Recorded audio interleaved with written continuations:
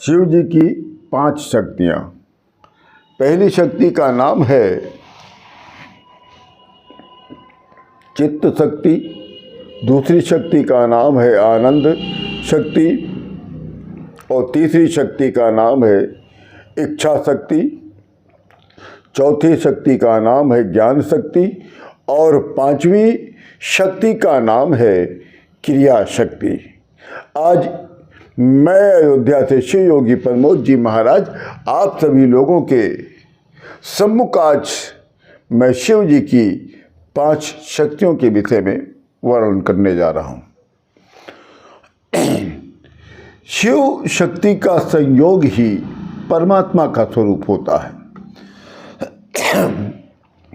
पहले ये समझ लीजिए, परमात्मा के 2 स्वरूप हैं, एक निराकार, दूसरा साकार। ये दोनों भेद, ये दोनों स्वरूप, ये दोनों गुण केवल शिव जी में पाए जाते हैं, किसी अन्य देवताओं में नहीं होते हैं। इसलिए शिव जी को परमात्मा माना जाता है। और एक और तथ्य के अनुसार, जो वेदों के अनुसार है, कि शिव शक्ति का संयोग जब होता है वही परमात्मा कहलाता है। शिव जी की जो पराशक्ति है उससे चित्त शक्ति प्रकट होती है। शिव जी की पराशक्ति से चित्त शक्ति प्रकट होती है और चित्त शक्ति से ही शिव जी की आनंद शक्ति का प्रादुर्भाव होता है। जो तीसरा है वो आनंद शक्ति से शिव जी की तीसरी शक्ति इच्छा शक्ति का प्राकटीकरण होता है और इच्छा शक्ति से शिव जी की चौथी शक्ति ज्ञान शक्ति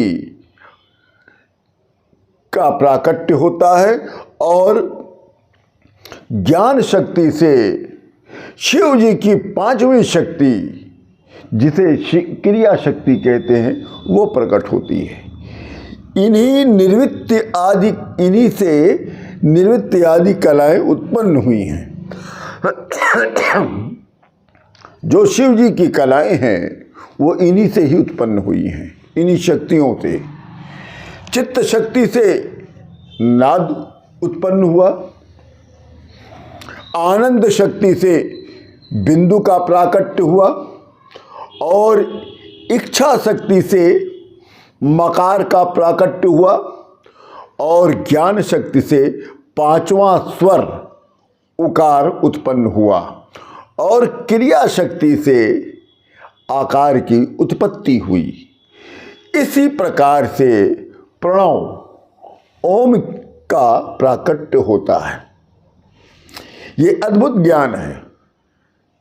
इस ज्ञान को जानने के लिए आपको मेरे हर एपिसोड को, हर वीडियो को सुनना पड़ेगा।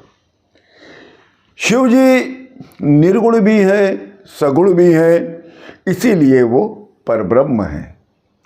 देवों के देव महादेव हैं, भोलेनाथ भी हैं तो क्रोध में रुद्र भी हैं, संहारक भी है। शिव जी का ना आदि है ना ही अंत है, क्योंकि शिव जी जो है स्वयंभू है। शीश पर गंगा, ललाट पर चंद्रदेव का श्रृंगार, गले में नरमुंड माला, ऐसे धारण करे हुए शंकर भगवान ही इस ब्रह्मांड के, इस जगत के जगत गुरु और प्रथम गुरु माने जाते हैं। इसलिए कोई भी साधु संत को अपने नाम के आगे जगत गुरु नहीं लिखना चाहिए, क्योंकि जगत गुरु केवल एक ही है, वो है शंकर भगवान। शिव जी भैरव भी है तो नटराज भी है। एक तरफ भैरव होके संहार करते हैं तो दूसरी तरफ नृत्य करके भक्तों का मन भी मोहते हैं। शिव जी शिव भी है और शिव जी शक्ति भी है, इसीलिए उनको अर्धनारीश्वर भी कहा जाता है। शिव जी ने ही सृष्टि में संगीत के लिए नृत्य करते हुए 14 बार डमरू को बजाया था। जब 14 बार डमरू बजा था तो उसकी ध्वनि से संगीत के छंद और ताल का प्राकट्य हुआ था। उसी डमरू के बजाने से मंत्रों का भी प्रकटीकरण हुआ और बीज मंत्र का प्रादुर्भाव हुआ। ये अद्भुत ज्ञान आप लोगों के सम्मुख मैं नित्य लेके आता रहता हूँ। इसी के साथ जय जय श्री राम।